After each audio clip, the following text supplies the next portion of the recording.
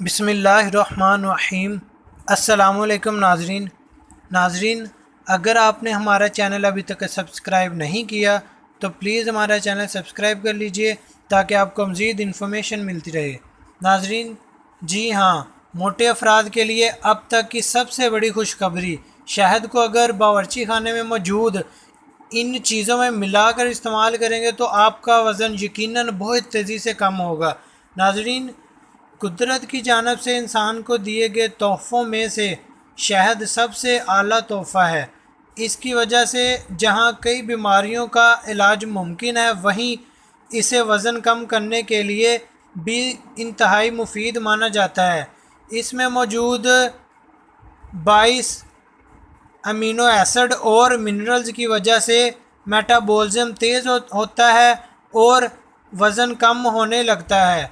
इसमें मौजूद मिनरल्स जैसे sodium, iron, phosphorus, potassium, zinc और कैल्शियम की वजह से जिस्म को बहुत ज़्यादा फ़ायदा होता है। नाज़रीन, जबकि विटामिन सी, बी और टाइसीज़ की वजह से जिस्म को मुतदिल ग़िज़ा मिलती है।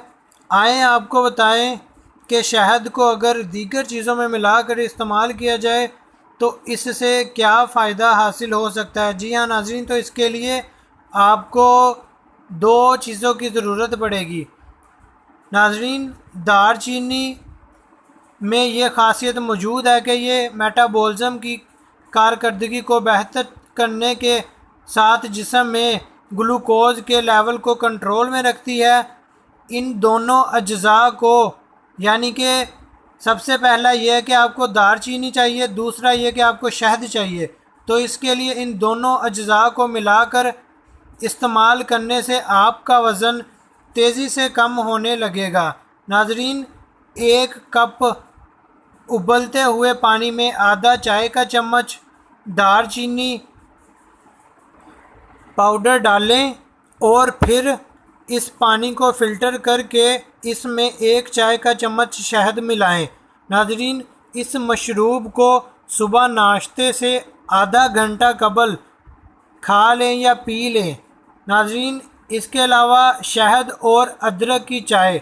नाज़रीन, अदरक की चाय में ये ख़ासियत है कि इसकी वजह से मेटाबॉलिज्म तेज़ होता है और इसकी वजह से मैदा भी बेहतर होता है। अगर आप हर खाने से 20 मिनट कबल अदरक की चाय में एक चम्मच शहद का डालकर पिएं तो आपको इंशाअल्लाह फ़ायदा होगा। जी हाँ नाज़रीन, तो इस तरह आप अपने घर में ही मौजूद इन चीज़ों से अपना वज़न कम कर सकते हैं। नाज़रीन, अगर आपको हमारी ये वीडियो पसंद आए तो इसे लाइक, शेयर और कमेंट ज़रूर कीजिएगा। इसके अलावा हमारे चैनल सब्सक्राइब करना मत भूलिएगा। Thanks for watching. अल्लाह हाफिज़।